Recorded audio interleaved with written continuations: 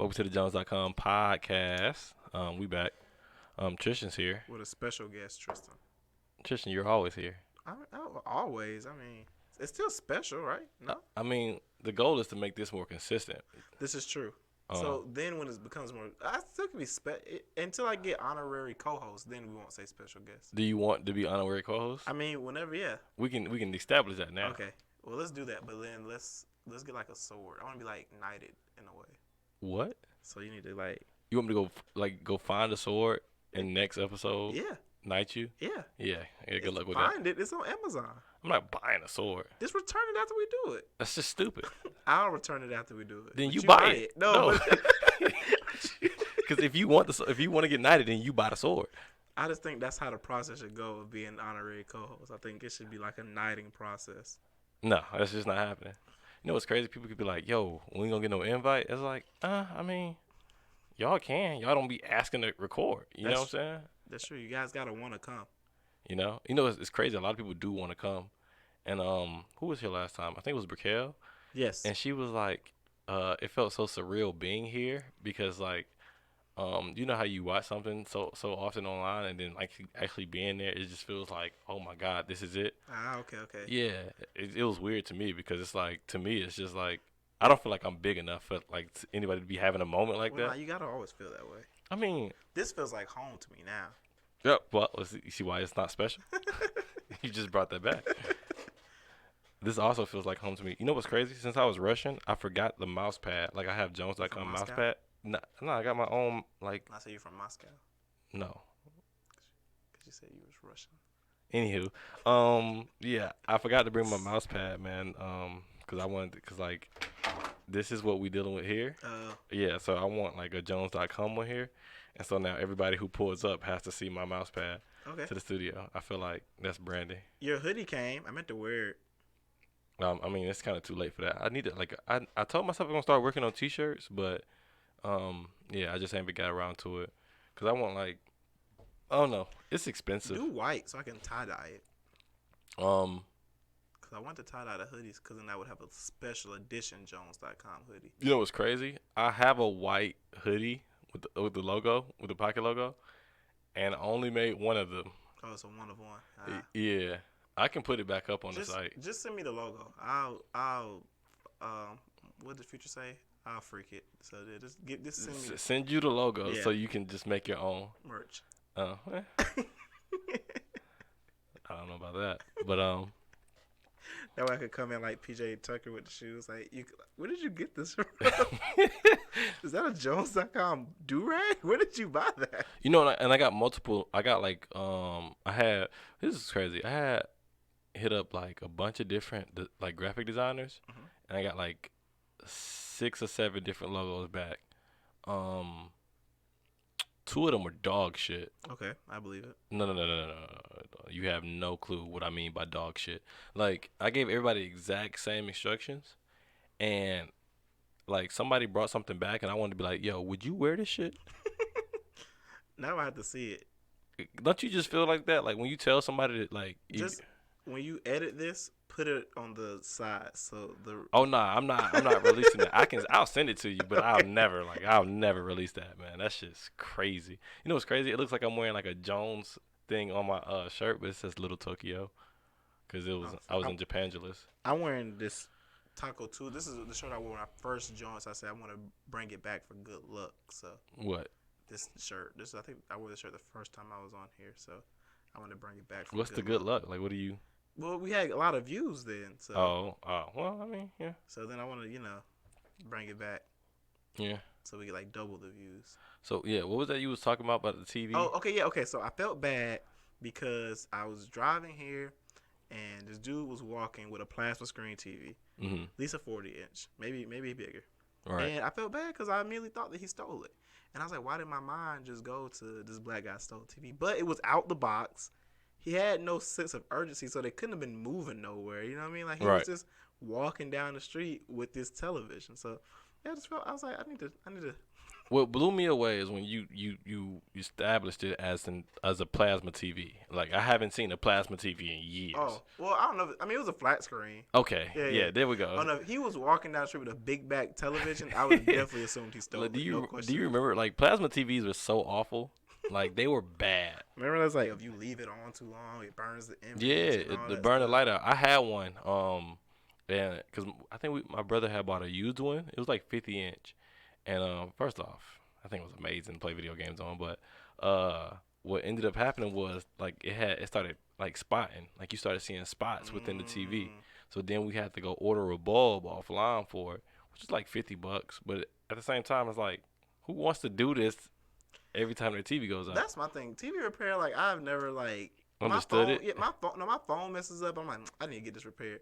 My TV messes up. I'm like, we just got to buy a new one. Yeah, new TV.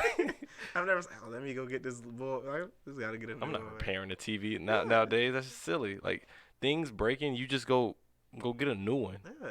Like I don't know. I guess the days of repair is over. I think besides TV, cars. Well, yeah, of course. I mean.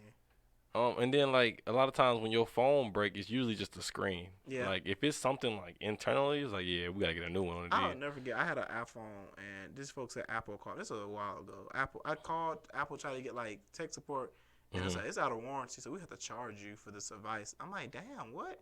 I just Googled this. Like, why are y'all charging for for advice? This is ridiculous.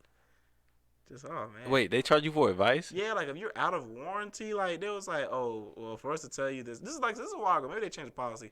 It was like, no, for us to tell you like what's going on, we have to like charge you. I'm like, this is ridiculous. Like I just said no and just Googled what was the problem. And did you fix it? Yeah, it was like I had to do like a hard reset, so I had to like hold the power button and them folks at Apple be wilding. Yeah, man. I said I could have been a genius. This is all y'all gonna do. Like, you know what's crazy? Like. That's why I always feel like I'm kind of sad I didn't go to school for IT because I know I could do IT. All I gotta do is tell people restart your computer. Did you try that? Plug it, unplug it. All right, unplug it and then leave it off for like 10 seconds. Let the battery reset. And it's gonna reset the whole system. You seen that thread on Twitter where there was like they said like, why do I have an attitude when I go to people's house? Because I said, did you unplug it? And they promised me they did. And when I got there, it wasn't. It's like I drove 45 minutes to do that.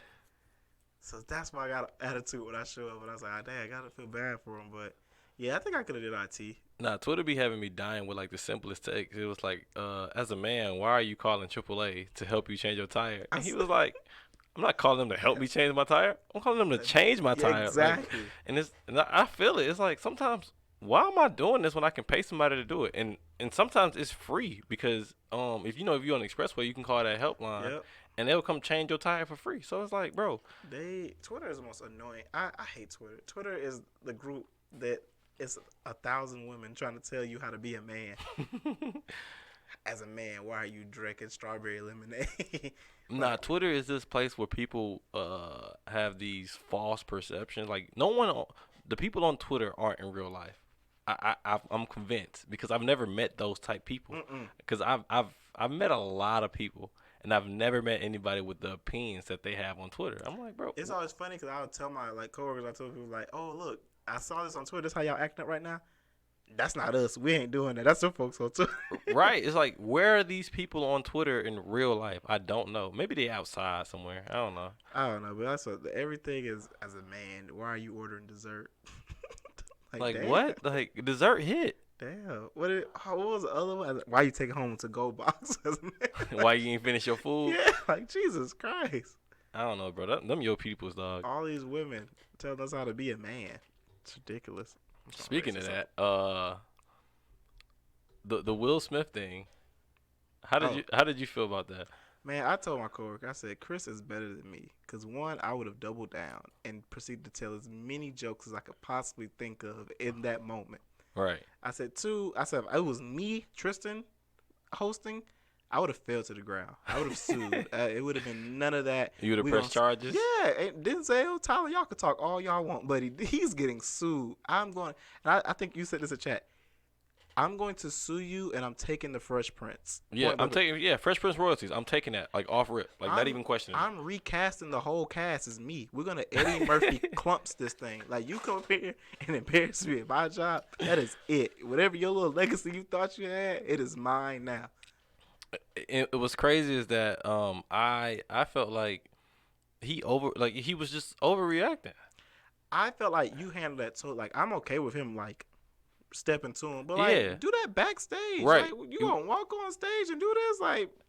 Yeah, and then Chris Rock just got to sit there and no one checked on Chris Rock. Everybody checked. Will, are you okay? Yeah. How does Chris Rock feel? He got smacked. Right, and I thought it was so funny. Like, it showed a clip after where he was like, I could, nah. And I was like, this man's saving everything for the special. Right, yeah, bro. I can't wait. Because I said, first thing I would have said, like, damn, bro, you slapped me like I was Tupac. Like, that was like the first thing I said right off rip. Like, just first thing. Like, I would have doubled down. Like, bro, you got to come back up here. And I would have said, come back up here again. I promise you I'm suing. Right. You going to sit right here and hear these jokes. You know, Chris Rock signed the same deal as Dave Chappelle first special. Good.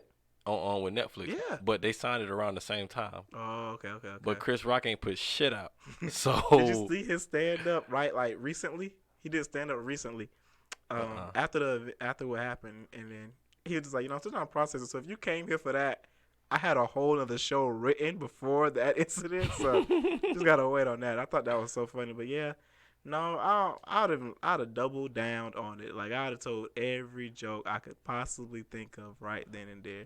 It would have been none of that. No, we gonna settle this as men. No, The craziest part about the entire Will Smith thing, everybody's like, oh, he overshadowed him winning his award, and the whole night was ruined. He messed up Questlove's thing for the documentary, and I'm like, people are missing the bigger picture here. All right, the bigger picture, the real reason why people tuned into the Oscars that night is because Beyonce was performing, and all I could think of is that Beyonce fell off. Because at any other time Beyonce performs, you see every single clip, every single wear of that performance. I haven't seen not a thing. But this is true. But this is also because a host got slapped by a guest. Beyonce fell off. This is still Beyonce. She fell off. This is true. But she fell off. Who performed at the VMAs when Kanye did Taylor Swift thing? Who knows? Who remembers that? Probably Beyonce did Single Ladies. Who remembers that? Because Beyonce probably did Single Ladies, and we've probably seen that performance. Who performed at the Grammys when Ye did the Beck thing? Like, when certain things happens, like, that overshadows the event. What made me more mad about the thing that I've heard of, I don't know if you watched Ricky Gervais's. Gervais, yeah. He is way more brutal to these celebs. Bro. And Leo DiCaprio just takes it. Mel Gibson just takes it. They all just sit there and take it. Yeah, like, that's the thing. Like, when you in the front row, or if you get nominated, it's about that. Like, that's what comedians are there to do. Like, make fun of you people. And this man said a G.I. Jane reference, and you're just like up in arms about it. That you felt that you need to go on stage at that very moment and handle that. And then everybody was bringing up the old, like the time he said something before, and I was like, I respect what he said before. Like, how you gonna boycott the Oscars when you ain't even put out a movie? Yeah, I was like what? Like, you never put out, like, bro, I'm boycotting the NBA Finals this year. Like, what do you mean? Like, you didn't make it. What was his joke? That's like me boycotting Rihanna's fan. He's like, I wasn't invited anyway. Yeah, it's like, bro, she was mad because Will Smith wasn't nominated for Concussion. Who seen that movie? I still haven't seen it. Me neither. And I heard, like, his Nigerian accent was awful. Yeah, and I'm like, bro, no one thought that movie was good. And the only reason people hyped this movie up was because you was playing Serena and Venus Williams, and white people hated it because it was like, how dare you make a movie about a man? And I don't even know who else was up for it, the award. Then Will wins it too, and I'm like, this is ridiculous. This is a clown of a show at this point. Right, because bro, and the only reason all of this was seen because Beyonce was planning to perform, and we don't know what song she performed. I don't know. Maybe Be Alive. That was the one who was nominated. But you don't know. That's what I'm saying. She fell off. What made me more mad about the whole situation was that I was arguing with my coworker about Ye. Mm-hmm. And they said, but Ye's thing was a little worse with the Pete. I said, he did a drawing of a man with flowers coming out of his head. Yeah, but that's a little worse. Will slap this man on national TV. On national TV. In front of millions of people. I said, y'all thing with Ye is that y'all be putting him in groups with people who actually do something. Like, I remember I was talking to someone, I saw someone on Twitter. It was one of them, it was like R. Kelly, Bill Cosby, Ye. These folks. I said, wait a minute. One of these people do not belong in this category. What you're talking about? Nah, but did you see that tweet? It was like when Denzel and Tyler Perry was comforting him. It was like, I wonder if Tyler Perry's talking to him in his Madea voice. Like, baby, you gotta just what is it, devil? I'm like, man, yeah, they had a black man council meeting. It would have been none of that. If I was host, that'd have been it. Like, y'all are too rich for me to say, no, we just go handle this and no. I don't know who this. As soon as I got slapped, I would have said 200 mil, like off rip. Like, that'd have been the first thing, 200 mil. Now, what's weird is that although I feel like Will Smith was definitely in the wrong, I feel like people's reaction to it is like dramatic. Like, oh, you don't do that in front of white people. What? Fuck them white people. This is what I'll say though. Your wife can't complain about y'all not getting invited a few years ago, and then when we invite you, you slap the host. So like, nah. Andrew Schultz was like, "How is Oscar so white?" And then when you're nominated and you gonna win something, oh, now you want to show up. I was like, nah. If you gonna complain about the Oscars being white, be consistent with it. Like, yo, we weren't fucking with. It's like people who be not fucking with the Grammys thing. It's like, fuck the Grammys, and then next week you nominated. You like, all right, guess I'm pulling up to the Grammys. It's like. Yeah, I would say I think Drake's been pretty consistent on that. Drake said after Grammys one year, and I ain't seen him back there. What's annoying is that I don't know why Jay-Z hasn't had his like own version of the Grammys yet. When in reality he throws them Grammy parties like that brunch is more, the Rock Nation brunch is more important than the actual Grammys. But I mean, I think that's where we go down the conversation that Drake's will be greater than Hov, because Drake gave out Grammys on his Instagram like a few years ago. Yeah, but. No one cares about those. Bobby Shmurda like Song of the Year, I think. Yeah, which I mean was appropriate because. Do you think Drake's gonna be better than Hov? In the long run? Yeah. That's crazy. Yeah, I think so. Drake's not putting out classics. He has. But he's not putting out classics. But he has. Yeah. But so, you know who else has? Okay, but look, what is it? The Blueprint Classic. 2, 3, Kingdom Come, off the top of my head, what's the other series you got? Life and Time. One of Life and Times. I gotta look at the Volume 2 classic. But the Black Album classic. Right. The Blueprint classic. 444 classic. Like the Blueprint 3. There's a lot of great songs on there. It didn't age as good as the rest of them. I'm not saying they didn't age. It aged well, but I'm saying it's like classic. No, I'm saying he got misses, and so Drake has afforded these misses. Like. Drake's afforded these same misses, and honestly, when we look back, like I look back at Views, and Views wasn't as bad as I thought it was. Like I think Views just it was. So you thought it was bad? No, I think what happened was in the moment I was off the hype because we had waited 2 years for it. Remember he was teasing Views on If You're Reading This, right? And I'm like, oh man, I can't wait. And I hear it, I'm like, oh, I waited 2 years for this. Like this sound like you just did this last year. Like why did I wait 2 years for it? Yeah, I think Drake puts out mid. I don't want to say puts out. Now, I don't know where it switched from, but now I feel like all his stuff now is more trendy. Yeah. Like mid. Whereas before, I thought he was making like some of the best music out. Now I feel like he's making like just what's good this year, you know? That's how I feel about J. Cole. Like they was getting on me in the chat, and they was like, I saw that, yeah. And I was like, bro. J. Cole has never put out something that I've never heard before. And that's my issue with him. Like even they just dropped the little D-Day tape, and I was listening to it. I didn't finish it. I didn't start it, so you good. I was listening to it, and I'm like track after track. I'm like, all right, this is this type of song. This is this type of song. Like the first track sounds like XXX and Ski Mask. Okay. Get Fucked Up. Okay. Like that's what it sounds like. But like I just know. Like them Cole type fans, they were like, "Yo, this is some of the best shit. Ain't nobody else doing this." And then I'm like, "Bro, I've heard this before." This would be killing me. And I told people, I said, "Y'all Cole fans, y'all don't want to admit it. Before Your Eyes Only was born to y'all, and so y'all was born, and he heard the feedback. And when I look back, when I used to think it was boring too. I look back, he actually had some good stuff, and he was branching out Right. sound wise, which I respect. I respect you trying something different. Yeah. When you're that far, but then he comes back with KOD. Oh, that album's trash. Exactly, but the fans like KOD more than For Your Eyes For Only. Your Eyes Only. And I say, you know why? Because he's trying to sound like the time. So you hear like count it up, count it up, count it up. I said Uzi could make that in his sleep. I said that like Uzi can make that type of stuff. What was the other? It was Count It Up. It was another one, Motivate.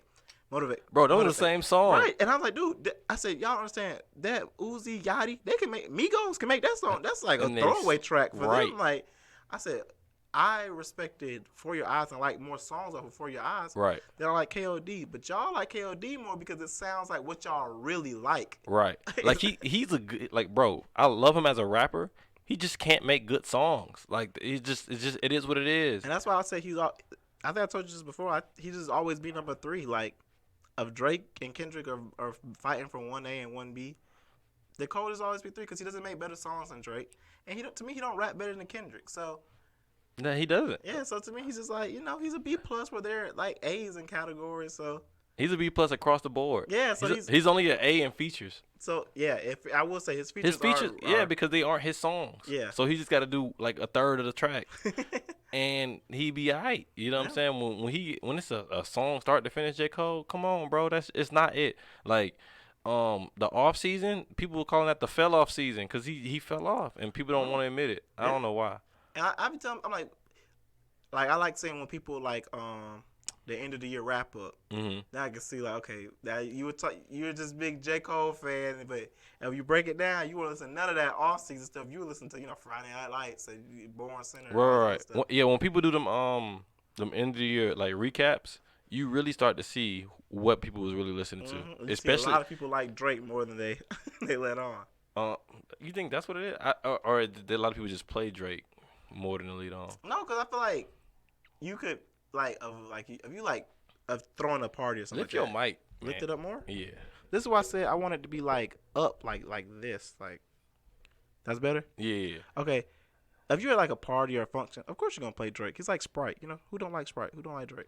So, but you in your personal time. I hate being on the aux at a party because it's like I know people want to hear the latest Drake, but all of it's like trash to me. Like, bro, I really don't like Drake. Like last like 2 albums.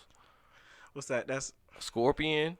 You're not counting Dark Lane. Bro, I didn't listen to that either. And then the one that dropped last year. With that awful Certified Lover Boy. Yeah, I was like, bro, when people was playing songs, I was like, bro, y'all really like this shit. Okay, I would say this. Certified Lover Boy grew on me because you kept hearing it. No, I had to drop my expectations. With Drake, I have expectations. What is this? So what happened was I heard the title Certified Lover Boy. Mm-hmm. I'm like, that's a good title for especially his brand. So I'm expecting like these girls did me wrong type shit. I fell for this type shit. Like Race My Mind on there and Pipe Down. Do I know what Pipe Down sounds like off top? I promise you I don't know what. Like how much I got to spend for you to pipe down? Race My Mind is like the Rick James sample. I feel fast to sleep. Dun, dun, dun, dun. Anyway. Oh, okay. Anyway, so yeah, I was like, okay, this is good, but it can't be Certified Lover Boy, and then I hear Knife Talk, and you talking about killing your ops. I was like, this is not what I wanted from Certified Lover Boy. I was expecting R&B vibes, 90s, 80s R&B, 10 tracks. Now I'm hearing about your ops. I'm hearing about no friends in the industry. I'm like, this is not what I wanted at all. Like, so I had to drop that and actually listen to it. I mean, it's okay. It's not like, it's probably in the bottom tier of Drake's things, but that's tough. But I think I like Scorpion was pretty good. But I will say Scorpion probably had some of my least favorite Drake songs. Before Scorpion, I didn't think Drake could make a bad song. Because at the end of the day, it just be mid. Like, it just be average. Mm-hmm. I didn't think he could make a bad song until I heard Elevate. And I think that's, like, the worst song I've ever heard by Drake. Don't know what that sounds like. It's awful. Usually if someone raps a Drake bar, I can tell you what song it's off of. You could tell me anything off of that, and I wouldn't be able to place it. So what's the, I don't know. I was about to say what's the worst album you heard over the past year, but, this year? Yeah. The worst album? I don't know. Cause I'll turn off something quick. I would turn I think I told you for Meg or something. I had to turn off quick because I would never listen to a Meg album. I be 5-6 songs in. I just know how good her vagina is and her ass is fat. That's it. That's all I know about her. And I'm so mad with people like her because she has so much talent and so much Charisma. Potential. And charisma but potential. Like, I think any person who is successful their freshman year, they have an automatic cheat code for the sophomore album because you know why? Your life is totally different from when you first came out. Yeah. So you know what? You have nothing but content because you could literally give me 5 songs about how life is different. People are treating me different. I am able to feed this family and pay this bill. That's 6 songs right there. But for me to hear the same thing about your ass this night, I say I don't know anything. The thing I like about Drake is that he's so personal in his music. I know when Adonis was conceived. I know when Adonis was. I know when the DNA test came back for Adonis, and I know when he was born. You know, that's some personal stuff. Like, you don't get that from Meg. I don't know anything about Meg from listening to her songs, but that her ass is fat and that her vagina's good. That's it. That's all I know. So you like these artists to tell like their life through the music. Yeah, I like rappers that like show you their side of them. Like, that's why I like Ye so much because Ye is kind of like an open book, like, to me. Like, he's not afraid to be wrong. He's not afraid to be on this side of things. Right. I feel like a lot of artists now, like, they're so afraid to be on the wrong side, they won't say anything, you know, or they don't show you that side of them. I like growth. Oh yeah, okay. Or I like different opinions, maybe. Yeah. Cause like there's a lot of artists. People say, "Oh, you should listen to them," and I'm like, "Why?" Like, I've heard a few. You know what? Let me be more specific. I don't like mid music. I don't like average music. Okay. I like great music. All right, and I realized that my playlist consists of a lot of the same songs over and over because these songs are great in my opinion. I got you. I can't deal with like, oh, this song's cool, I'll play it again later. Like, I can't do that. You know, that I struggle with that. I think I'm on the cusp of, on my day to day, I'm on the cusp. I like songs I connect to, for one. Yeah, that's so. Yeah. I mean, I guess it's anyone. And I don't even have to connect to it. I wanna believe what you're saying. That's true too. And like, I'll say this, one of my favorite songs right now, is "Fair" by Normani. It's because my coworker, I'm not the biggest fan of Normani. Like, I mean, like, her music is cool. Her music is cool and all, but I'm not like a Normani stan or anything. But my coworker was like, "Did you see Normani is getting like what's the word? They're not rocking with her single." And I said, "The little Fair song, it came out." She's like, "Yeah." I said, "Listen to it." And I was like, "I love this. This is amazing." And I said, it sounded, because first of all, she was singing from a perspective I've never heard, or I rarely hear from a woman. Right. She was singing, like, the first few bars is like, "It's been 200 something days since me and you spoke." And, you know, she's not talking like from a I'm glad this nigga gone type shit. No, she's like, "I miss you." Like, the point of the song is like, "It's not fair. You moved on. You with her, and I'm stuck here." She said, "You know, hearts didn't break evenly. Like, you took more of me than I took of you." And I said, you rarely hear that from a woman's perspective. You usually hear niggas sing like that. Like, Stefflon Don got a song with French Montana called "Hurting Me." I think me and you both know I didn't listen to that. Whoa, that was a banger. You ain't never heard that song? No, I think me and you both know that I saw French on there. And though I like Stefflon Don, I'm not. That's the only song I know by her. So, I mean, I listen to XM Radio, so that's where I heard it.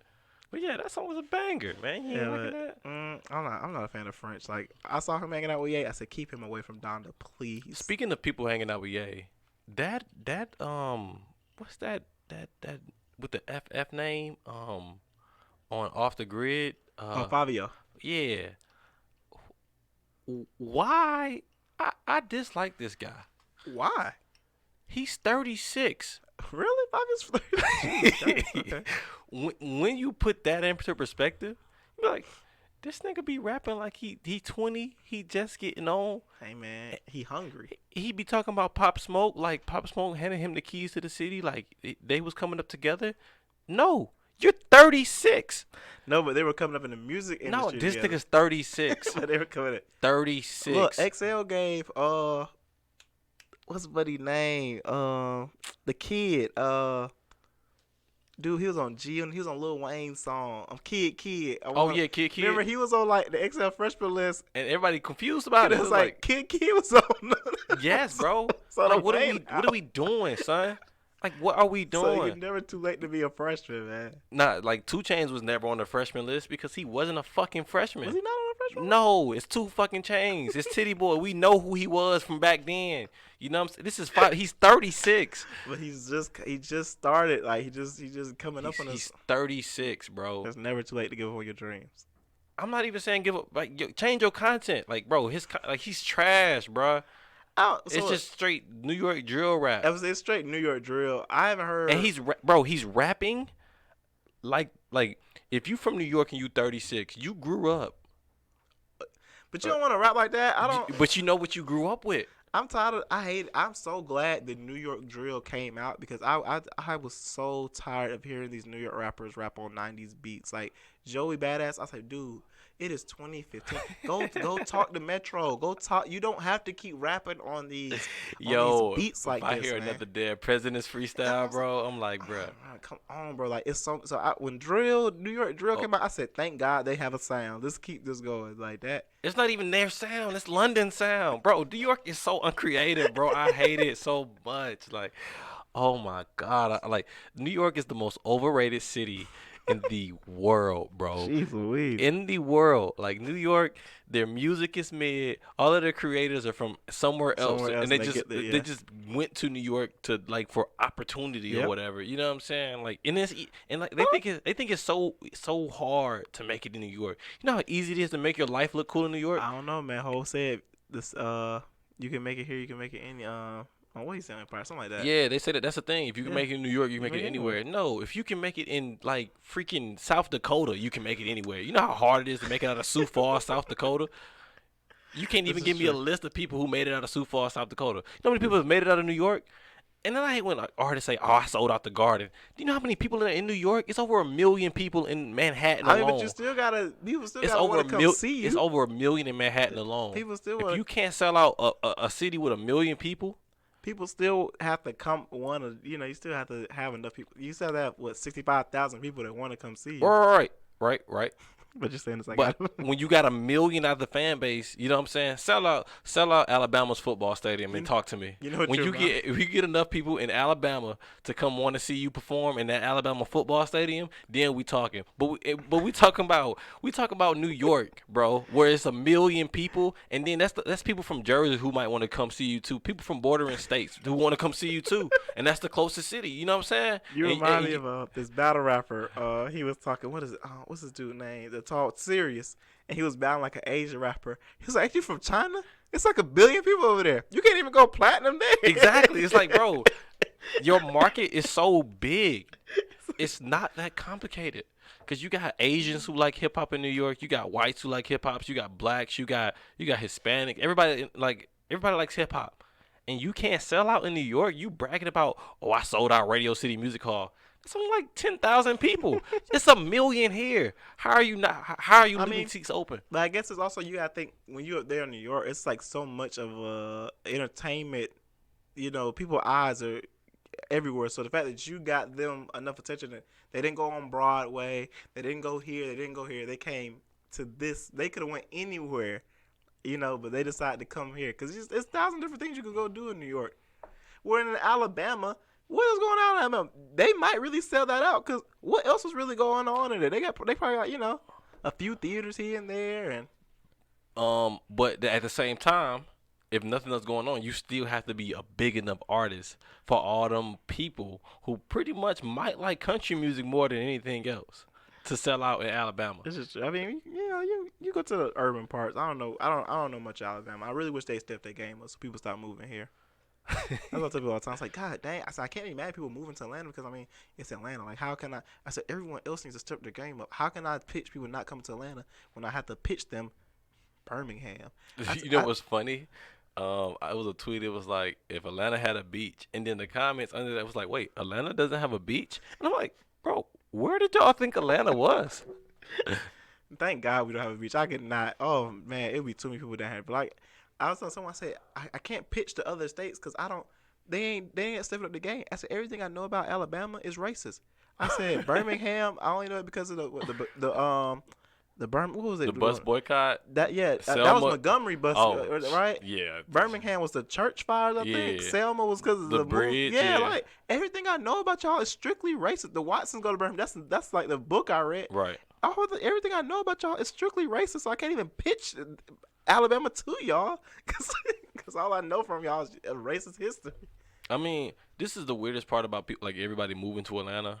It's just to go to clubs. Because, like, everyone, they think, oh, this city popping. And then they get here and it was like... Don't get me started on Atlanta's entertainment. I've been telling people all the time, I'm sick. I have to now ask, are we going to a restaurant or are we going to an Atlanta restaurant? And one of the key indicators that you're going to an Atlanta restaurant is if they ask you, do you want a hookah and what flavor do you want? Before they ask you, what do you want to drink? You're in an Atlanta restaurant. I said, this is ridiculous. You didn't even take my drink or you didn't even ask me, you want water? You want a Sprite before you doing hookah tonight? Like, this is ridiculous, man. I said, this is finna be like the 70s. Like, they need to have a hookah, like a smoking section and a non-smoking section. You don't want hookah? Oh, that's different seating over there. Like, that's how it needs to be at this point. And you know what's the weirdest part about this? People get picky about which spot they want to go to when they're all the same. They're all serving lamb chops. They're all serving lamb chops, and it's like, bro, you want hookah, you want lamb chops, you want a colorful drink with a fancy name that say Georgia Peach or some corny shit like that. Like, bro, my coworker was giving me a breakfast suggestion. I said, real quick, do they have red velvet waffles? I said, just answer me that. Are they serving me red velvet waffles? Then I know what I'm getting into right off rip. I kid you not, we went to this brunch place, and first of all, we get there and there's no legit tables. We get there, there's no legit tables. It's like coffee tables and sections everywhere. I said, okay, first of all, where do they plan on us eating? Do I have to eat in my lap? So they first, okay, of course, they ask, do we want hookah before they ask us anything else? Then they bring out the mimosas. Then they get our order. I said, no, they're not bringing that table. I have to eat in my lap. So, like, I eat like. This is real? Yes. So I'm eating in my lap or I put it on a little armrest right here. And then it's hookah. It's 11:30 because we're at a brunch place. They're playing, back that ass up, and I'm like, this is not what I thought brunch was supposed to be. Exactly. I thought it was supposed to be like a nice little quaint thing. We're chilling. This is just a club at 11:30. This is all. And I heard her. I swear to you, I got a video on my phone. I'm sitting there, and I hear, they going to let the GDs in the door. I said, this cannot be a brunch song. I said, what time is it? Bro, that was pissed me off. It's like, people be trying to invite me out. It's like, well, it's not a club. It's like a lounge. I'm like, bro, like, I really don't understand why people are trying to separate clubs and lounges nowadays. It baffles me. And then when people, like, go to these places and then, because they love recommending them because they say, oh, it's going to be lit there, whatever that means, you know what I'm saying? I'm going to hear, like, what's the hottest song? Super Gremlin. That's what you're going to hear. Yeah, blasting. Super. Just blasting. We could have been superstar. Yeah. And then they going to hit you with the, and it's like, it pisses me off when I'm trying to order, right? And they can't hear what I'm ordering. And then they're going to go back to the kitchen. They're going to forget about you. Your food not going to come out till another 45 minutes later. You listening to this whack-ass DJ play the music that you could have heard on the radio, but we don't listen to the radio for that same exact reason. And now we just sitting here at this, we supposed to be lit. You know what I'm saying? And it's like, and you be seeing other people's stories, and you be like, I was here with you. It was not like this. You're preaching to the choir. We went to this place, I kid you not. I felt out of place ordering food. I felt, this is a restaurant, right? Why do I feel out of place? We got the hookah right here. We're behind the DJ booth. It's like I said, we're blasting Super Grandma. Then the place didn't even have a proper waiting area. So people are waiting right behind me as I'm eating my food. I'm like, well, shit, let me hurry up. I don't even want to talk too long because they're waiting on the seat. Right. It's like, what are these establishments that people are popping up with? Oh my God. And, this is my thing. Then clubs, right? Mm-hmm. Clubs now are just strictly sectionals now. Yeah. It's no dance floor. And I was telling someone, I said, I wish I grew up. I wish I was just like 10 years older. I wish I grew up in y'all time. Like Fabio Foreign? Yeah, exactly. I wish I grew up in his time frame. I want to go to the club and we're all like sweating. Mm-hmm. It's niggas lined up on the wall and girls just dancing. I said, I should have grew up in that era of the big T's. I wanted to be in Club Crucial drinking Nouveau, you know? And that's why I was like, dang, man, now I get here and it's just all sectionals. No one's doing nothing. We all just looking at each other, smoking hookah and drink. Like, it's so annoying. I hate this. No one wants to do anything. Like, oh, bro. And then, speaking of that, somebody invited me to their birthday. I don't know when it is, but it's coming up or whatever, right? So, Buddy gonna say, he gonna say, I gotta bring a gift. Like, okay. The absurdity. I have to bring a gift to come to your birthday party that you invited me to? I was like, oh, okay, you must be paying for everybody's food. And he said, no, I got the section. I said, no, why would you buy a section by yourself? He said, yeah, the section was like $800. I said, so now since you spent all your money on a section to go get your, like, this what baffles me about, like, sections, right? In like lounges and clubs. You could spend less money and have more fun at an Airbnb. Yeah, pretty much. Because, he could have rented out an Airbnb for the night for $800. A nice Airbnb. Yeah. And we still got to pay for food, clearly, right? We still got to pay for food. He said it didn't come with any bottles. It came like one bottle, right? So I'm like, bro, you could have got a nice Airbnb. You could invite as many people as you want. But it's not Atlanta. It could have been in Atlanta. It's not the club. You know how to. I don't know what type of life these people are trying to project or portray on the internet, but they're not actually living this type of life. I'm tired of it. I can't keep up. I'll tell y'all right now, I don't have it. Please, if you're going to invite me, please treat me, please. I have no problem going to y'all functions. Just please treat me. Oh, no. I just tell people no. Like somebody else invited me. They was like, they had like a whole week birthday type thing. Okay. And it was like, oh, this day we going to the club. I was like, I won't be there. And it was like, why? You got to work? I said, yeah. So what time do you get off? I was like, bro, I can get off at 2:30 p.m. I'm not going. Because I have zero interest in dealing with what we just explained. Like, yep. And so they was like, but it's not a club. It's more like blah, blah, blah. Then, like, the night of, I see the story. I'm like, bro, this is a club. This is exactly what I thought it would be. Yeah, like, the lights are dark. It's strobes everywhere. They're playing Super Gremlin. It's like. I'm telling you. You know, we were talking about this. I said, you know how all these celebrities are getting canceled and all that stuff like this, right? Kodak is one of those people. Like, Kodak, to me, might just be the modern day R. Kelly, in the sense that we know that he's doing stuff illegal. We know he's doing stuff that we don't agree with morally, but we damned if he don't come out with a hit song and we like, you know, it slap hard enough. Right? Remember I told you about that. If it slaps hard enough, people gonna forget. Yeah. If it slaps hard enough, people don't care about what you're doing. We had a new boss, right? And we were talking, what song should we play? And I was like, Happy People, R. Kelly. I was like, Trista. I said, well, just hear me out. So we played it, right? And my coworker was like, we're not using R. Kelly. But then one of my older coworkers will start singing, Happy People. And she said, God damn it. I guess we're going to do Happy People. Boss comes in. She hears, she's like, I can see why there was a debate with the song. Right. But we let it play as we're talking. And she starts, I want to get her. And Trista, turn this off. So I switch it to Fiesta. And so she starts singing, Tristan, for real, switch this right now. Because you didn't want to get caught. But I was like, that's how Kodak is. Like, he do this, and then we like, you know, dang, bro, Kodak wild. He gripped his mom butt while they dancing. That's real. Right, yeah, it's a lot of, yeah, it's like, bro. And it's like, Kodak, they don't want to see you winning. It's like, okay, all right, you good. Bro, you have to, I really wish people started separating the art from the artist. They do just with people they like. Yeah. Like, yay.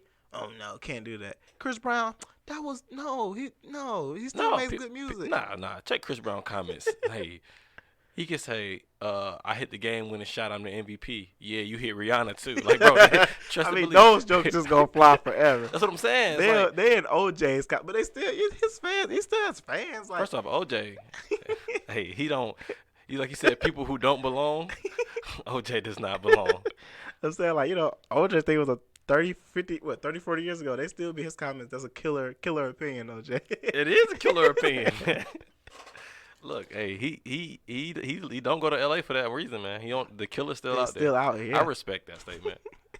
I love him so much. OJ is like, He's consistent. We had a Black History thing. I swear to you, I tried to put OJ in there. Does it just wiggle? I said, "What you mean?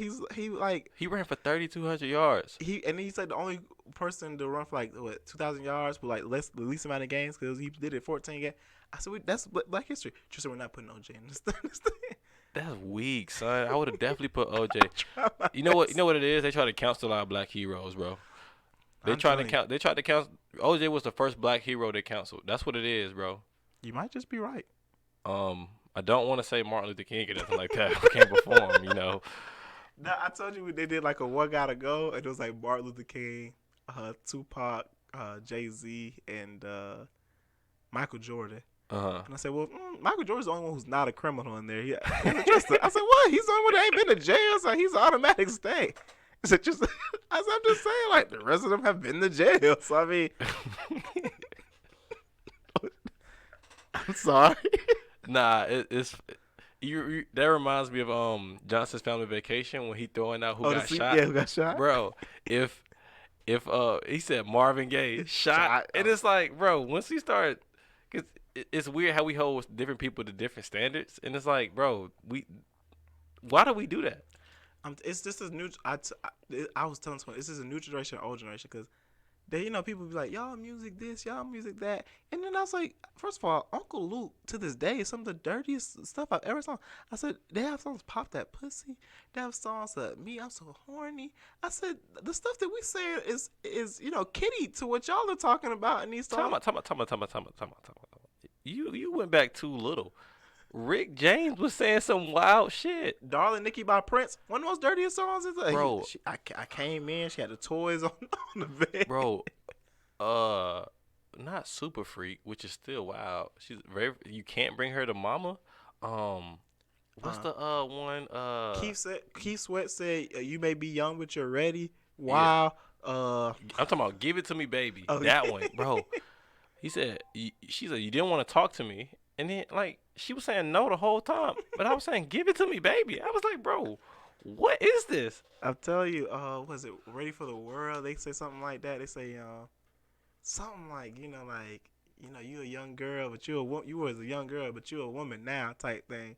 Also, side note, I don't know if you guys had this moment or you had this moment, but connecting, like discovering people like Jamie Foxx on Slow Jams, he's naming nothing but R&B artists, right? And it hit me a new time every time I discovered the group that he was talking about, the artist he was talking about. Marvin Gaye, Luther Vandross, a little Anita. Definitely said this right. And she said she wants some Ready for the World. So I didn't know Ready for the World was the actual group. I thought he was saying like she's ready for the world. Nah. So when I found out Ready for the World, I was like, oh. I said so he was continuing with that scheme. Some new edition, some mini Riperton. And then like I discovered mini Riperton. I was like, oh man, he was really just in his R&B bag, you know, like. But Ready for the World was the last group that I discovered. I'm pretty sure. I never heard of any songs by them, but I still knew. You figured it was a scheme he was using? Yeah, context clues are amazing. And I thought, every other person I got, but I thought he was just saying like she's ready for the world. Oh, well, yeah, that's fair. You know who names a group Ready for the World? But I mean, they got good music. I'm pretty sure she wanted it. You know what I've been up to lately? What's that? And I'm not ashamed. Like, I'm really not ashamed. Can't wait to hear what this is. I've been playing WWE. Okay. Non-stop. Like I've been at work, right? But like as soon as I get home, you're playing it. I'm laying the smackdown on somebody. Like no. I heard it was good. And I was nervous. It gives me SmackDown versus Raw vibes. See, that is a lot. You're holding it to a high standard. The first thing I did, right? I was just looking at the match types because I heard some were lacking, right? I don't know what the hell they talking about. Because I saw a triple threat tag team match. Okay. That was able to be for a ladder match. And all I could think of was Hardy Boys, Dudley Boys, and Edge and Christian. Oh, my God. And so Christian's not on the game. The Dudleys are in the game. Okay. And Matt Hardy isn't on the game. They'll be on there. Well, I don't know, AEW thing. Yeah, Christian probably. No. None of them are going to come to the game because they're all on AEW. But really? here's the thing. Even Jeff Hardy's on AEW now, right. But the game was done and finalized. But here's the thing. There's a creation suite where you can download people from online, and since they added the PC people to it, like PC. Y'all are going crazy. Yeah, bro. KD's on there. Young Boy's on there. I know what Dirk. y'all doing. Yeah. I heard about the Chris Benoit incident where the WWE community has to keep taking it down. They won't put Chris Benoit up there? No, y'all keep doing it, and they had to keep, like, I know in previous games, I haven't played this or know that, but in previous games, people will go on the online suites and make Chris Benoit, and then because he's a legend. If they take him off of it. Why are they taking Chris Benoit off? Because he killed his family. I'm pretty sure they put, bro, King Von is on there. King Von? Oh, but that's not attached to the WWE. Oh, my God. It's bro, we're holding people to different standards. He's a WWE. It's their game. They're not going to let you pick a controversial artist. They don't care if you put. Who in WWE history hates Chris Benoit? Nobody. Literally nobody. So, I'm not going to turn this podcast to a sympathizer for Chris Benoit. Exactly. So, yeah, I you know what? Now I want to go home and look for Chris Benoit. But, yeah, I downloaded the Dudleys. I downloaded Edge and Christian. Okay. And I then realized when I started the match, of course I picked Jeff Hardy, that I had really very little knowledge of how to play this game. Because the controls changed. Is it unprofessional if I take a phone call during the pod? I mean, kind of, sort of. Okay, you're right. But yeah, I didn't know how to really play, but I still ended up having a great time. Swantons off the ladder, throwing people through tables and whatnot. See, you messed up because the first thing I do when I play a wrestling game is I create a person, 99 overall, then I go play the sorriest person. And figure out how to play. Yep. See, I thought about that, but I downloaded it at night, so I was like, all right, that's gonna take too much time. It took me like 2 or 3 days to make a character. So, question: when you downloaded them, which versions did you download? So, did you get R-rated Edge or did you get the mesh? No, Edge is already on the game. Oh, okay. Yeah, I downloaded the short-haired Christian because I didn't feel like looking for long-haired Christian. Okay. The Dudleys are still the Dudleys and same as Matt Hardy. The Peeps Christian. Yeah. Christian's one of my favorite wrestlers. What? No cap. I like Christian, man. He's so cool. So who's your favorite? Who's your top 5? My top 5 is Stone Cold. Okay. Shawn Michaels. Huh? CM Punk. I love Christian. Christian is in your top 5? Yeah, I like Christian, man. Christian is in your top 5. You make me question it, but nah, it feels right. There's no Randy Orton, Triple H, Undertaker, Kane, John Cena, Goldberg, Dwayne The Rock Johnson. You missed out on every single one of these individuals. I think I'm gonna go RVD at 5. Whoa, no Rey Mysterio, no Jeff Hardy. Ray would go. Ray was good. I love Ray. Ray would probably go 6. Ray. So the story mode is based on Rey Mysterio. Yeah, Ray's my guy. Ray made me feel like little dudes could really do it. I love all his acrobats. So Ray would probably be 6. Oh wait, drop Christian down. Only for my guy AJ Styles. I love AJ Styles. Because I used to watch TNA. Yeah, me too. And he was on TNA heavy. Yeah. And I was like, man, I wish you, because no one knew who AJ Styles was, because all my other friends were watching WWE. Right. I'm like, bro, let's do AJ Styles. Yeah, I watched both. And so when he finally joined WWE, I said, oh, they're gonna fuck it up now because AJ Styles. It was crazy. I was watching live when he first joined. It was a Royal Rumble. Remember, I think I texted you. I said, bro, why didn't you tell me AJ Styles is the one that debuted at Royal Rumble? I would have got WWE Network for that. Oh, you know it come with Peacock, right? Yeah, but I gotta get Peacock. I gotta get Peacock anyway. Cause I need to you have Xfinity? Nah. Oh yeah, everybody who has Xfinity has Peacock. See, I had Peacock during the Olympics. I went to. They were the only one in the Olympics. Now I canceled it. But now you can have my Peacock. Okay. I only use it for Fresh Prince. Yeah, for Fresh Prince, and it comes with WWE. Okay. And WrestleMania is in 2 days, and I will be watching WrestleMania. I don't blame you. So, I don't know any of the storylines coming up on it. Me neither. I found out Stone Cold is wrestling Samoa Joe. Stone Cold's my guy. Like when I don't know if you notice, like if you pay attention to who's doing what on your Xbox ratings, but if you saw me doing WWE Network, I was just going back in the '90s, and I legit would watch every episode. I would take a break, watch the pay-per-view. Like, cause it's 3 episodes in the pay-per-view or 4 episodes in the pay-per-view, something like that. Yeah. But it was like, cause it was like, oh, this what happened to pay-per-view. I said, oh, wait a minute, pause, let me go to the pay-per-view. But I just did that for the whole '90s. I was like, bro, I love Stone Cold, bro. Like, it just made me like re-love him again. Like for the longest, his Glass record was my ringtone. Oh, the little bro, yeah. Cause it's just like I haven't seen him and The Rock are the 2 people when their theme song comes on. It's electrifying. It's like it's like no matter no matter who's already there. It don't matter. Like That right there. Oh, shout out Kurt Angle. He would be in my top 10. oh my goodness. Kurt Angle is the different nigga. Kurt Angle is amazing. One that people was telling me was like not it was Chris Jericho, and I was like, bro, how do y'all not like Chris Jericho? Do y'all not know Raw is Jericho? Like, bro, he was the first ever undisputed champion. This is true. I like Jericho, but just like I don't know, man. He just on that second tier. Like what? When I get to like you know like once you get past Triple H's and all of them, then it's like the Jerichos for me and the who else I put on Jericho's level. You know what's weird? Back then, all belts felt like something to me besides the hardcore title. Like that was just like I didn't really care about the hardcore title. Really, I respect that the most because you had to defend it anywhere, anytime. You should. That's the most. Like everyone. They call it the 24/7 title now. Yeah. And you know, Enes Cancer Freedom was he was a 24/7 champion before. Anybody can be it. It's the best thing. Nah, man. That was the one that was like, really?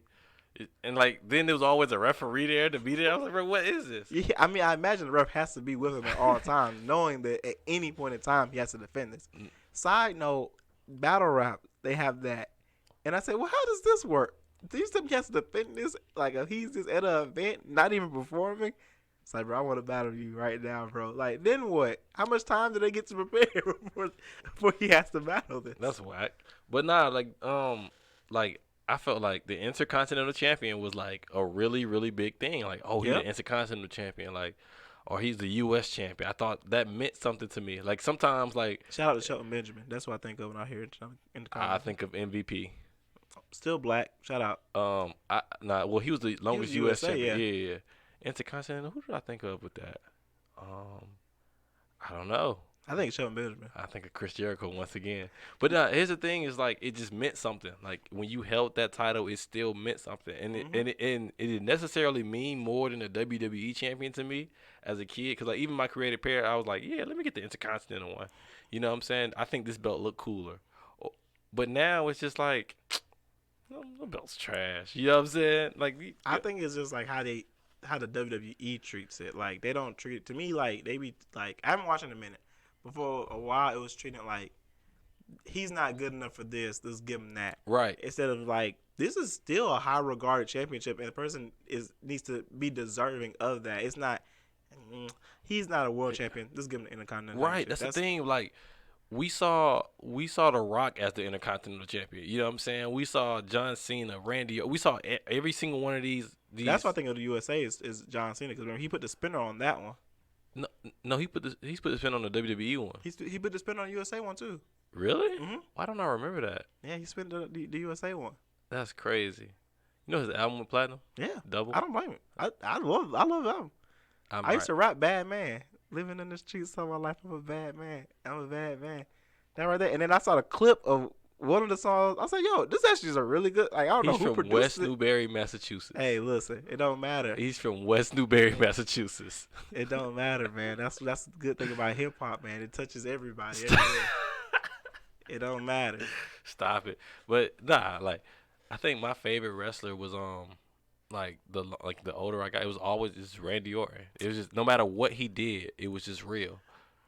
Randy was one of the first and one of the few, like maybe like him and like Kane and Mankind, that had me questioning why isn't this nigga locked up yet? Like everyone else, I was like, oh man, I can't wait till the nigga get his get back. Yeah. Randy's like, bro, lock this nigga up, bro. Like this is ridiculous. Him, Kane.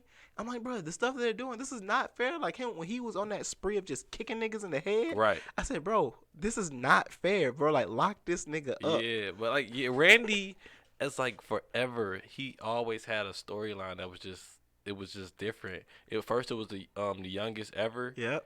And then it was the Lesnar's record. Yeah. Then it was the Legend Killer. So now he's just facing like legends. Yeah. I'm like, bro, that's fire. Like just straight fire.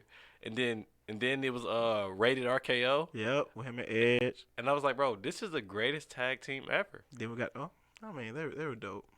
Who you got better than them? Tag team? The Hardys. Yeah, I mean they're the most entertaining tag team ever. Edge and Christian. They're a little bit man. No, Edge and Randy Orton is way better than Edge and Christian. First of all, Triple H and Stone Cold, and Triple H and Shawn Michaels. Triple H and Shawn Michaels is very entertaining. Triple H and Stone Cold was what was their name? I forgot their name, but it was like something like they were just unstoppable. These are like two of the best wrestlers. Yeah, like, sounds like it. Yeah, they were just. It wasn't fair. It was like when Steph and KD teamed up. This isn't fair. But Triple H and Shawn Michaels is like one of the best tag teams. Yeah. And Brothers of Destruction, Kane and Undertaker. Oh my God, that was a real one. I love when Undertaker was on the motorcycle vibe. I hate. That's my least favorite Taker. He was getting hold like all the time from Brock Lesnar. No, I feel what you're saying. I just like the motorcycle. Oh, you just like the motorcycle? Yeah. I used to like it on the game. Yeah, the entrance was like the dope. It had a better entrance. My creative player, I used to give him either Eddie Guerrero's or the Undertaker, so he could ride out and it'd be out there. You know who had like the best person who came out in cars was Alberto Del Rio. What did Alberto come out in? Everything. He came out in Benzes, Rolls Royces. It didn't matter. I don't know why I thought you were gonna say JBL. The limo? Nah, man. Yo, like, we was talking about it the other day when I was streaming WWE. We was like, bro, JBL in Trump time would have went crazy. Would have went berserk. He would have did numbers. Oh, my God. Like, he's just a big cowboy. And, like. Hey, that clip of him at the border. I'm telling you, bro, JBL. Well, first off, WWE used to do some wild shit. Some wild. Yeah, so some of the stuff they had going on, I was like, bro, looking back at this, yeah, none of this would have flew in today's I time. wish they did it more often. I wish they brought it back because that would bring numbers. This is why we watched it. We wanted to see what they were going to do. This is my thing. I don't feel like these sports entertainment, I don't think in basketball too, football, I don't think none of them are taking advantage of these streaming services. Like, I want a R-rated sports broadcast. Like, I want them to hook up with HBO.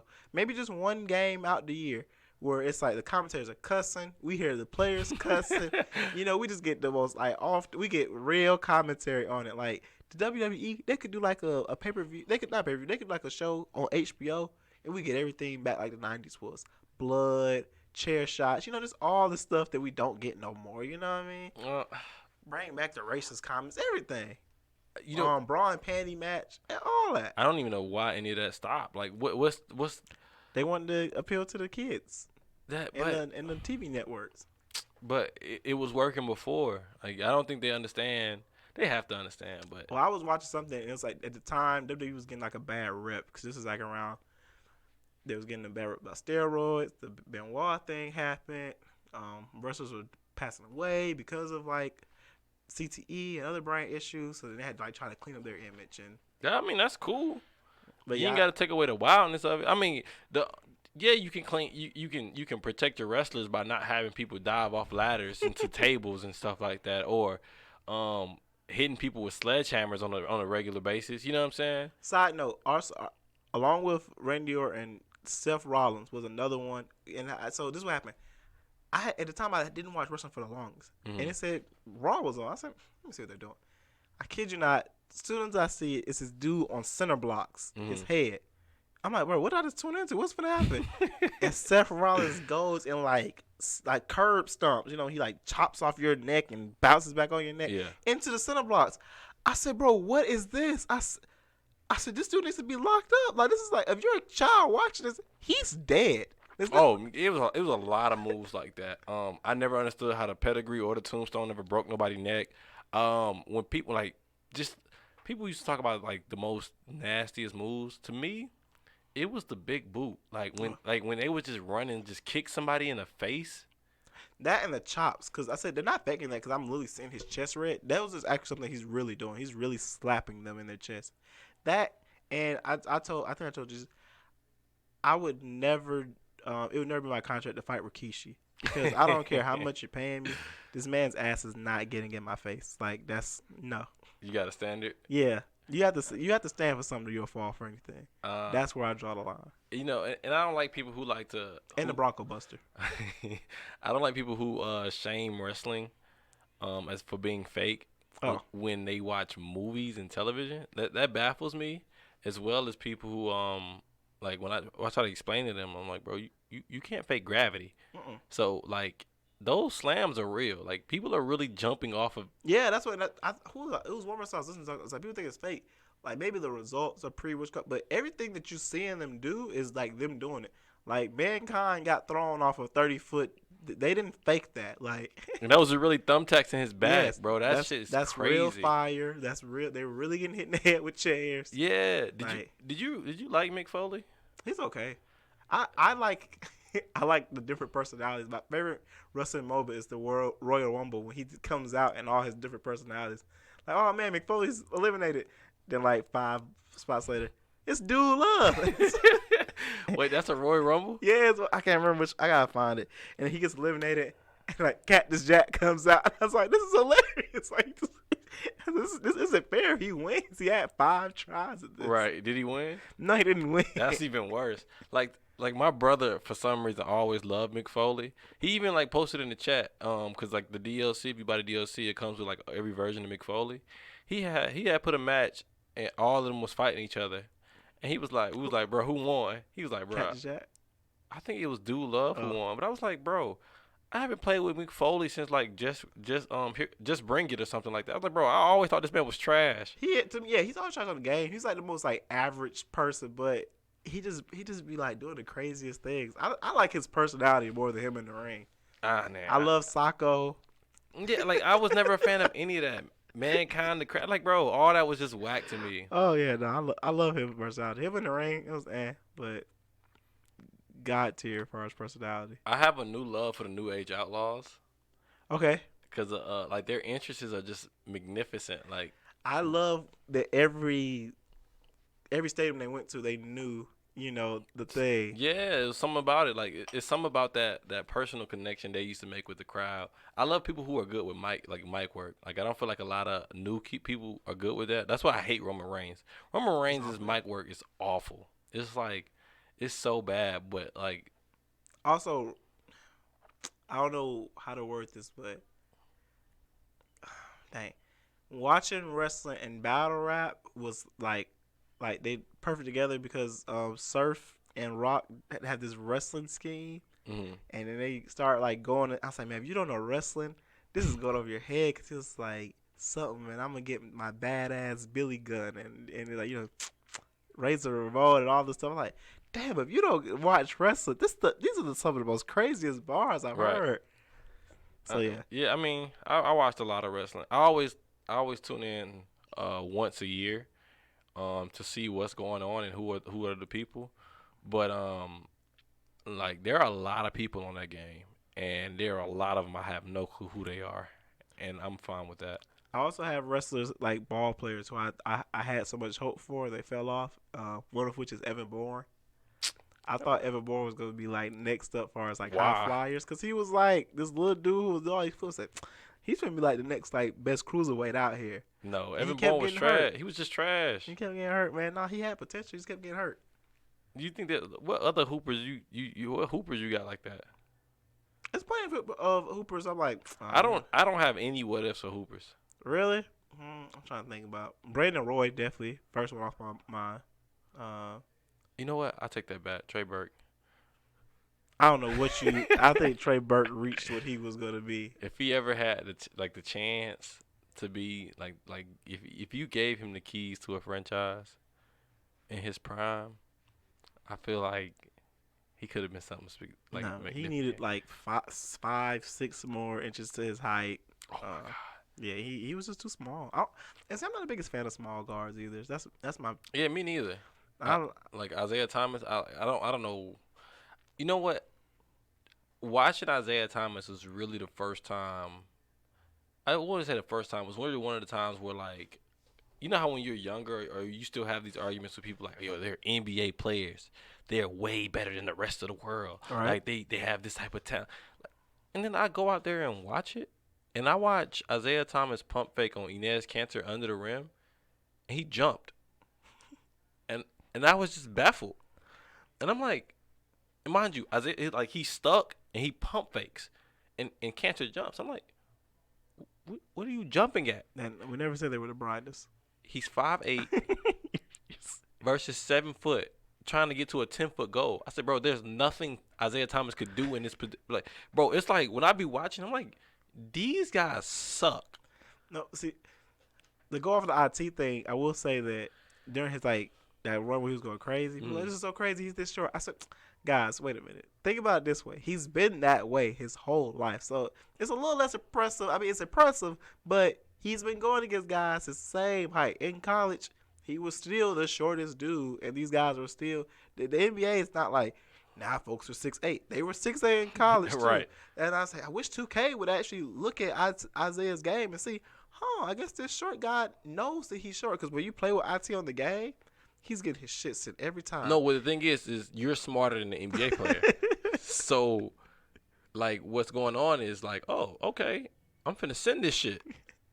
I'm not letting no 5'8" dude. Like, that's what it is. Like, if I'm like when I play 2K and people would pick them, I'm like, okay, whoever offense on Isaiah Thomas, he's 5'8". He has nothing he can do out there versus anybody.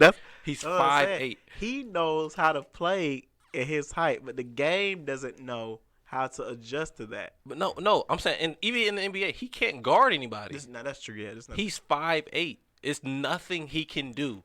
If you put him in a pick and roll situation, the entire team has to do some type of rotation. This is true. So it's like at any time him being on the floor, I don't understand what players are not understanding, coaches are not understanding.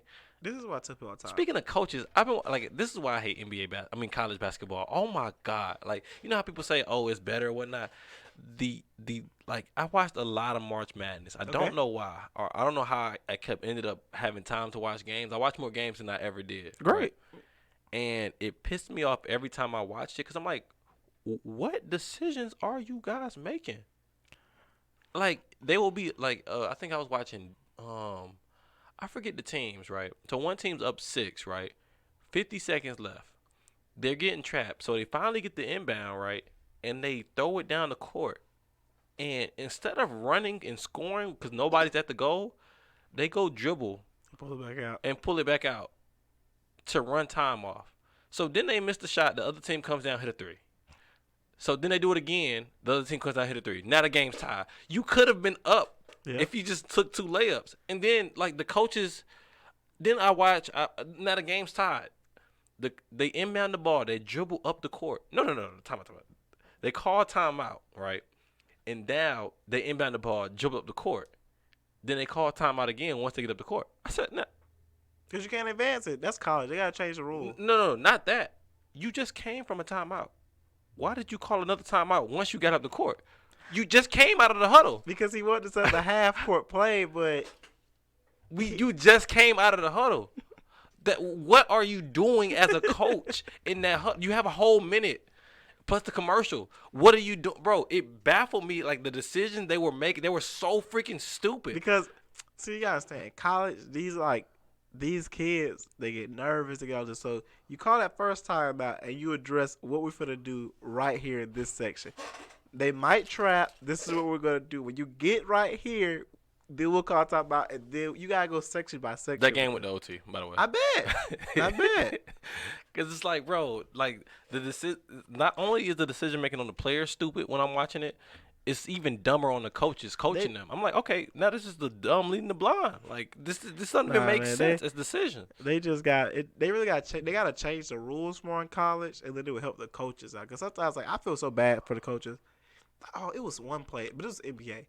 I think it was like Nets versus Orlando, and they did something stupid and let Kyrie score. Now see, look, and you know what's gonna happen? They're gonna fire that coach because they'll say he didn't do it, but he cannot get on the court and dribble for these guys. Kyrie just straight ripped Buddy like it was nothing. Like, yeah, that's one thing, but like, it's just the decision making that pissed me off. Now, people were calling me slow. We was on the chat, and I was like, because they'd be like, "Ish, you just be saying stuff." I was like, nah, what I'm saying makes a lot of sense. So I told them, I said, why don't we change the college rules to FIBA rules? And they was like, now why? That's just dumb. Well, it don't even make sense. I said, no. It'll make them better. We're training them to be pro. Majority of them go pro overseas and play FIBA rules. It was like, why not change the NBA rules? I said, well, barely any of them ever play NBA. And I said, and then even one that does end up playing FIBA ball, and even the best ones are going to play FIBA ball on the Olympics. So it's like, at some point, they're going to have to play this ball. So it just makes more sense to change it to, like, FIBA rules. And they're already pretty similar. I just think we need to shorten the shot clock because there's no reason for a 30-second shot clock. I think the thing is, it's not about the next level that they're going to. It's about the previous level they came from. So to give them FIBA rules are so far from high school rules. So to shorten a shot clock in college, where some high schools still don't have a shot clock at all, would be crazy because some high schools don't have it at all. So I think you got to start further back. Like I think high school needs to change their rules. I think it needs to be a universal 35-second shot clock. In high school? Yeah, because some high schools don't have shot clock at all. I think a 35-second shot clock is a long-ass shot clock. Imagine them not playing with any, though. I understand that, too. So that's crazy. You got to start them somewhere. 35 seconds, then 30, and then you got 24 and what you call it. So, you know, the game's speeding up. But to go to adjust them from FIBA to high school, it's too big of a gap, I think. That's what I like about football. It's like in high school, there's still a play clock. Yeah, exactly. Yeah, like you have a certain amount of time. So to me, we have to start back further. Like FIBA rules, they need to be like in high school things, and we need to start them there. But from college, from FIBA to high school, to me, it's just it's too far apart to ask them to learn this and then learn that. Not really, because they got a year. They play 2K their whole life. They got a year. They play 2K their whole life. No shot clock. A 24-second shot clock. They play 2K. No, you don't got to be. Yeah, 24. That's crazy. Yeah. No, it's not. To go from no to 24 seconds, these kids aren't going to learn how to adjust that quick. And a lot of them are one and done. You're asking them to learn how to adjust in a year. That's asking a lot from the coaches. No, that's asking them to adjust in a year would help them better for whatever league they're going to go to. Even if they're one and done, it's going to be better NBA product. I think high school and AAU needs to get better, and then we'll see a better college product. I don't know. I think yeah, but because like AAU, just like I seen AAU, like Mikey's just doing 360 windmills and he misses, they get a rebound. It's a damn all-star game. This is not basketball. AAU in high school get better, college will get better, and then.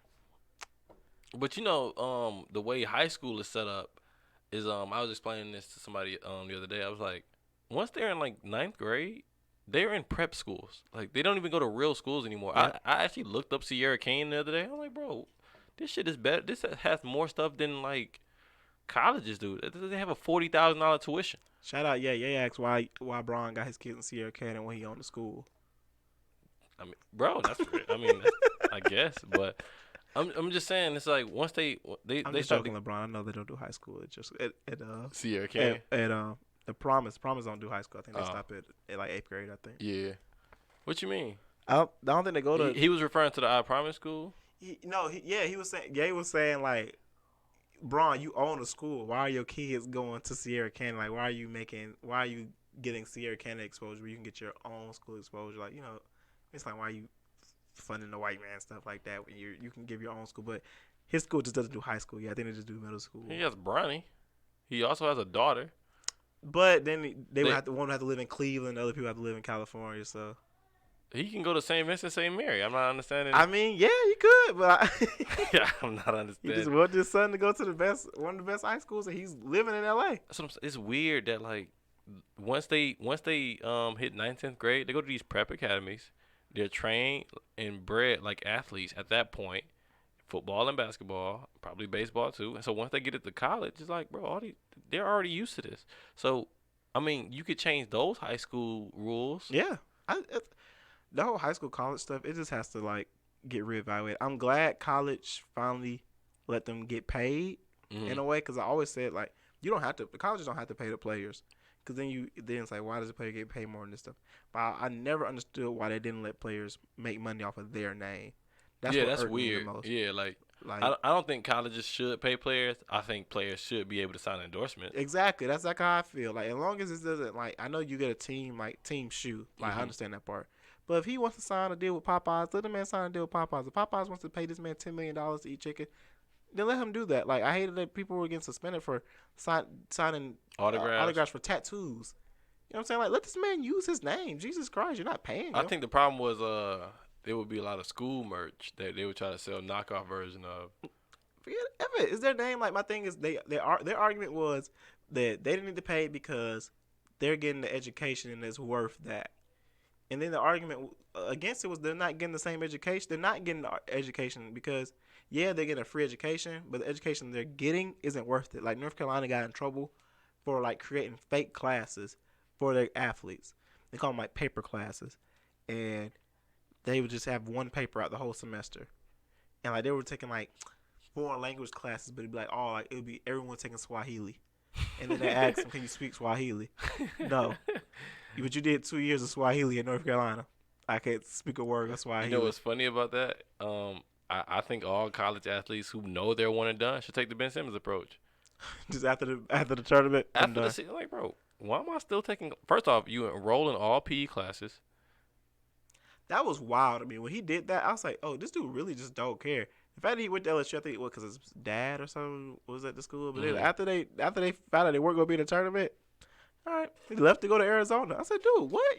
What is he waiting on? Why is he still going to school? I mean, no, it made sense. I was like, I just never seen nobody do that. Like, you go to school to become a professional at whatever your profession is, and I can't stand Ben. Ben is the what's the word? The definition is just like a light skinned nigga privilege. Like, he's in his whole life, everyone's catered to him. He's 16, look, the hoes love the light skinned ball player. I don't know who won that trade. Philly won because they have a player that plays. No matter how bad Harden plays. No. They also got Seth Curry. Okay, well, that means you flipped MVP, top 75 player for Seth Curry. So, I mean, and who else they got? They got some. They got Seth, they got Ben, and they got Drummond. They got Drummond. Drummond been playing nice. Okay, and so they got some draft picks. So you traded a top 75 player, an MVP, a scoring champion for Seth Curry and Andre Drummond, who already said, well, he's only here for this year. And you gave away Ben, who wasn't playing for you at all. Yeah, I mean, I get what you're saying, and I don't know what Ben, like, bro, like I said, put in the chat the other day, where is Ben Simmons? Chilling. They say that he just now was able to do light on court. Yeah, he said he had a back issue or something like that. Yeah, I said, how did he pass a physical? If he has what did they say he had a slip disc out there, something like that. I'm like, how did he pass the physical? What was it? Just vitals? Breathe in, breathe out. Are you good? Like, just wow. I've been telling people I don't think the Nets are gonna win this year, next year, or ever. Now next year, everybody comes back healthy. They got a strong chance because Ben is good defensively, and he's surrounded by scores, so he doesn't have to score as much. But I'm also the school of thought that my point guard needs to be able to score. Like, yeah, Kyrie Irving can score. He's not the point. He's the 2. No, he's the 1. I don't know what Ben Simmons is. He's the point. He's a power forward who handles the ball. That's what he is. That's why he can't shoot. Kyrie doesn't want to be a point guard. He told James Harden, "You're the point. I'm the shooting guard." But Ben Simmons is not a point. He's a power forward who can handle the ball, just like Magic Johnson was. No, Magic. We had this argument last time. Magic is a point guard. Have you been watching the show? I haven't. Oh my God. I heard it's crazy. Man is wild. I believe, dude. His interview where he said he was sleeping with a girl at their office where he had like a meeting with. Mm-hmm. And after that, I said, "Yeah, okay, I see what happened." Here. He's not even the wildest one on the show.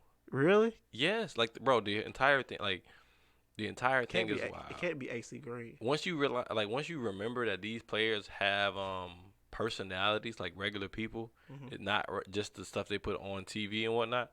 Like, oh, these are just some niggas. This is a bunch of niggas, like, with money. Did you get the AC Green reference? Nah. Because he, waited to have sex? I only know that because, he said some girls will make you wait longer than AC Green. Well, he waited to marriage or something? Yeah, something like that, yeah. Oh, man. I did not know that. It's a Ye verse on Walking on the Moon for you guys, you rap historians. Walking on the Moon? The Dream, Walking on the Moon. Nope. Featuring Ye. Never heard it. I don't be searching for Ye verses like that. If they come to me, they come to me. I got into Ye heavy in middle school, and then I would just go on YouTube featuring Ye and just listen to features of what he did. So that's where everyone was on Rich Kids and Travis Porter and all that. Of course, I heard that, but that's when I really got into Ye and Hove.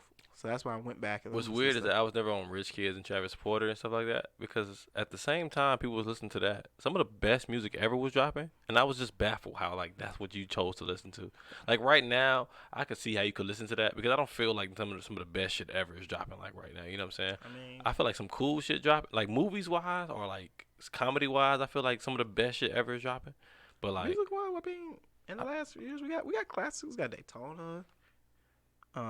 Tyler's dropped a classic. Okay, that's 2. Donda. I wouldn't call that a classic. It's cool. It ain't none of the best shit ever. Trying to think about who else. I mean, we got some good stuff. You name 2 albums out of like, an album drops every Friday. Nipsey did not drop the best shit ever. It was a great album. It was cool. Invasion of Privacy. That's a Grammy. Every song with Diamond. Exactly. So. But it's not some of the best shit ever. I love Cardi B, but I'm talking about like the best shit ever. Like 444 was dropped recently. And Nas. Nas had a whole career. First off, Nas is trash. You gotta listen to this new stuff, man. I tried. I put it on because I kept every time Nas dropped, Twitter like, yo, Nas got it or Nas back. Yeah. And I go play it and you heard King Disease and was like, no. Yes, I did hear that. You heard that. Magic and was like, no. Yeah. Nah, man, Magic. I listen to Magic almost like every other, at least once a week. I look at Nas how Gucci Mane look at Eminem. You ride around listening to Nas in your whip though, like for real. Like I'm not. I look at Gucci like Wayne look at Gucci. Oh man, Gucci Mane. Shout out my nigga Gucci. Yeah. You know what? That's fair. I do look at Gucci Mane like that. Exactly. My favorite thing that Gucci Mane has ever done is sample Rick James and not let people like realize it's Rick James. Well, what? My point exactly. She's a very freaky girl. Yeah. People don't connect that with a Rick James sample. People don't listen to Rick James. There. People do. People know those 2 songs, and like when I bring them, they're like, those are the exact same lyrics. But since it's Gucci Mane, you're not connecting Gucci Mane with that. Speaking of Gucci Mane, the wildest song there is, like the random collaboration, Gucci Mane, Kodak, and Bruno Mars. Oh yeah, I like that song too. Everybody does. And so that's another version of where Kodak can do whatever he wants. It's something full of wings that like. It's like, wait, did Kodak just plead guilty to this? Yeah, but he took a perk. He knew it was fake. Bro, that's a wild statement, man. That's crazy. It's wild. No, I was gonna say one of my moments where I was like, did this nigga really just do this? It was Ye producing Blood on the Leaves. Mm-hmm. And cause he in an interview was like, who you know mixing Down for My Niggas and Nina Simone Strange Fruit. And then it hit me. I said, this nigga did do that. Like I went back and played it. Oh, you never thought about that? I know, cause like I'm just listening to like, yes, it's hard. And then I'm like, when he said that shit, I'm like, this nigga did mix. Like, who is this nigga think he is to mix Down with My Niggas with Strange Fruit? Like the nerve. Bro, that's what's really crazy. Like when you think about like the context of those songs, and it's just like, huh, what's the motive? Yeah, like this nigga really did. As I'm about to go search for the album, right? Okay. Because I ain't even thought of an album. I be forgetting I do this sometimes. And here I am prepping. Like I'm like, let me think of obscure artists. Let me think of some questions. He said obscure artists. Yeah. I just use something real popular to fuck you up. He's like, I know Graduation. You wouldn't even, you know what I'm saying? But I always got to do a popular album. Okay. That's just law. Now let's remember people at home. I got the last one. What was it? It was Wale. It was Ambition, right? You did get that. Yep. They only love me for my ambition. So what if I did a Maybach Music album? Would that be cheating?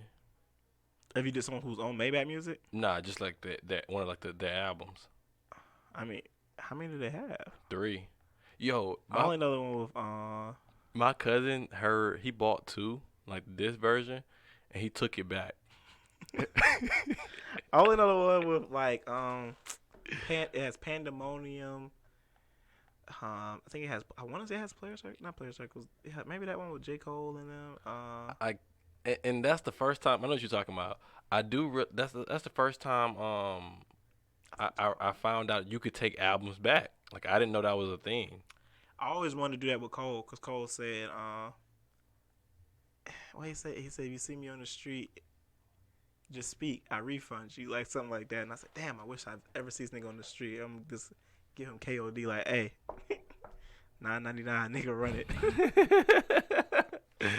All right, I got the album. Okay, all right. How many questions I get?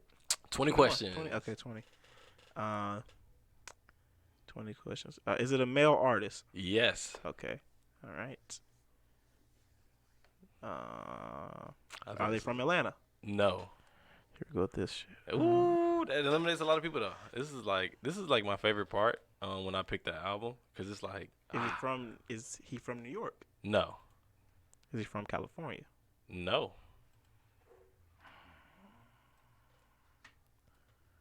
Was it released in this? No, it was released in the 2010s decade. Like 10 to 20? Yeah. No. Was it released in the 2000s? Yes. That's 6 questions. Okay. Was it 2000s? Was it 05? No. I would have got it then at that point. What would it have been? What was your guess if it was 05? Like Nelly. Because Nelly's not from any of those places. Not from New York, not from Cali, not from Atlanta. Is he from Texas? No.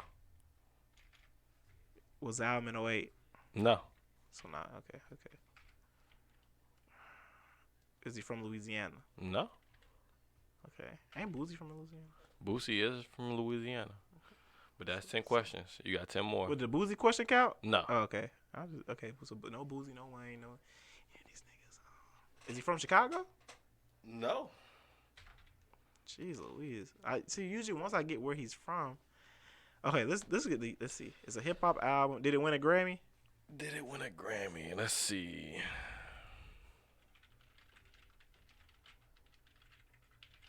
Let's see if this album won a Grammy. This nigga turned to look up. You want a Grammy? They're gonna think I won a Grammy. They're gonna think I won a Grammy. That's when I knew Future was like the one. This album received 4 nominations for Grammy Awards, including Album of the Year. Okay. It lost 2. It won 2. Okay. Okay. All right. So it was a Grammy. It won a Grammy, and it was nominated for Best Rap Album. Best Album. Best Out. Shit. Oh, is it Eminem? No. Damn. In the 2000s, and a rap album got it, and he's not from New York. It's not Eminem. It's not 50. It's not Jay. It's not them. It's not Ye because it's not from. Never said it was a rap album, by the way. Jesus Christ, it's not a rap album. But he just. I didn't. I never. I said it received 4 nominations for the Grammys. I'm over here thinking about a rapper. So oh my God, is he Ain't black? No. Oh my God. That's 13. And it in the 2000s, so nigga white. Oh my God. Is it Justin Timberlake? It is Justin Timberlake. Is it Sexy Back Justin Timberlake? Sexy Back is not the name of an album, so is it?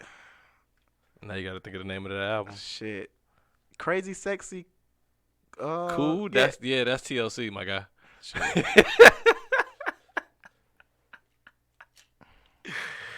This guy is funny. Crazy Sexy Cool. What was his? It's not sexy. His album wasn't Sexy Back. No, but since we got the album, I will tell you that Sexy Back won Best Dance Recording. Right. And Best Rap Song Collaboration. That's the other Grammy he won for My Love. My Love. I know the album. I just can't think of the name of it. Yeah, that's crazy. It's on the first song, man. I don't remember that. I just know that it was End of Time. Is that on it? Is that even on that album? I don't know if that's on that album.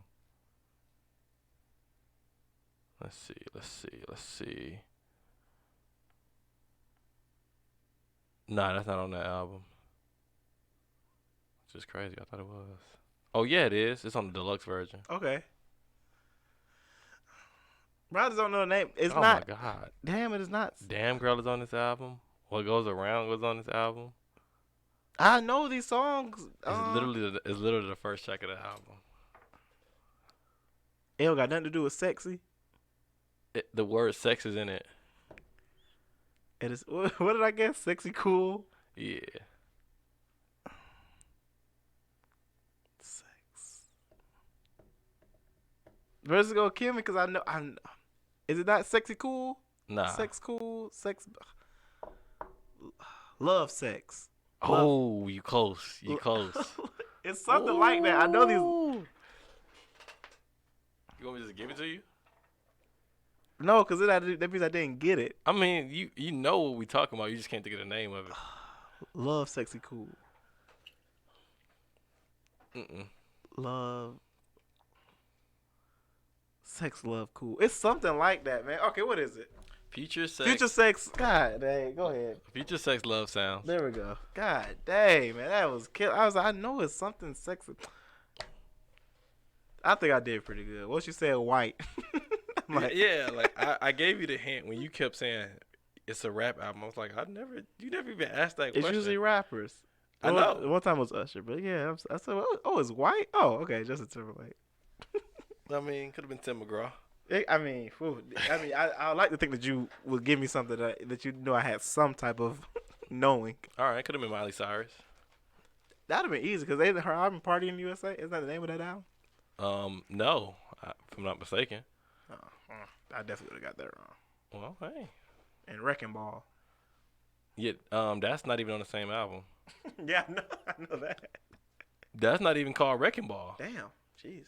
That's called Bangers. Oh, okay. That was what Michael made and all of them. Yeah. Can't Be Tamed is the one with Party in the USA. I'm wrong. I don't see that on this track list.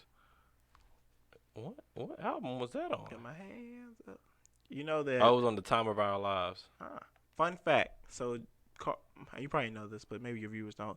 Miley Cyrus said, and a Jay-Z song came on.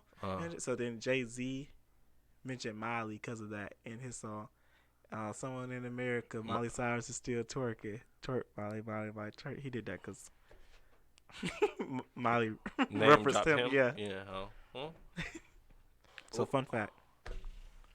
So did Britney do it? I don't know. Maybe. I mean, look, I heard she's recording music, so maybe she will drop Miley. Yeah, I'm not listening to that album. Also, I think Jay-Z has a Britney reference on the album. I mean, on the song of the album. Something like "It's Britney, bitch," something like that. Something. Oh, the song with Pharrell. He got. Yeah. Is it Drug Dealing Billionaire? Might be. I don't like that song. I don't like that song for. Have you heard Nigo's album?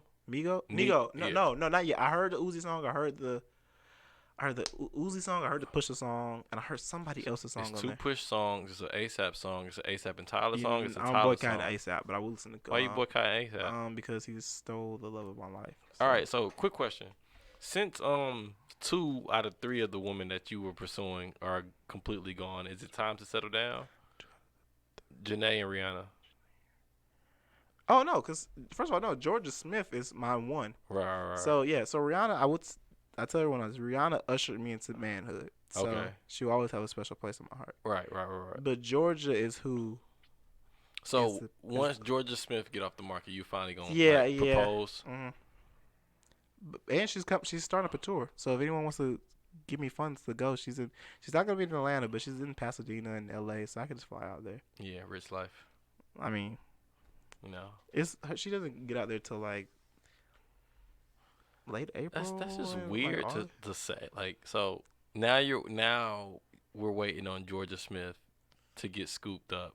I mean, hopefully by me, right? Like, don't pray that she doesn't get. Jeez Louise, at least let me meet her. Okay. I don't.